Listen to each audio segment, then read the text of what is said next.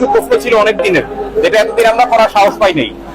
এই প্রশ্নগুলো আপনার কাছে করতে চাই। খুচরা বাজারে এরা তো কোনো মানে দ্রব্য মূল্য নিয়ন্ত্রণের মধ্যে থাকে না, তাহলে আমাদের দ্রব্য মূল্যটা আসে হলো কি নিয়ন্ত্রণ করে কোথায়? City group. তেলের বাজার নিয়ন্ত্রণ করে সিটি গ্রুপ কিংবা বসুন্ধরা, যারা যারা আছে।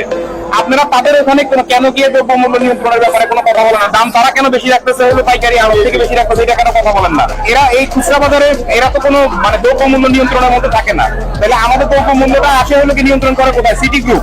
তেলের বাজার নিয়ন্ত্রণ করে সিটি গ্রুপ কিংবা বসুন্ধরা, যারা যারা আছে। আপনারা তাদের ওখানে কেন গিয়ে দ্রব্য মূল্য নিয়ন্ত্রণের ব্যাপারে কোনো কথা বলেন না? দাম তারা কেন বেশি রাখতেছে হলো পাইকারি আড়ত থেকে বেশি রাখতেছে, এটা কেন কথা বলেন না? তারপরে চালের ব্যাপারে আছে মঞ্জু আছে, তারপরে মোজাম্মেল আছে, তারপরে ইরফান আছে। তাদের আড়তে কেন আপনারা কোনোদিন একটা দিন ভিডিও দেখলাম না আপনাদের, যে আপনারা ওখানে গিয়ে চালের দাম কেন বেশি রাখা হচ্ছে এটার ব্যাপারে ভিডিও করেন না? এটার কারণটা কি?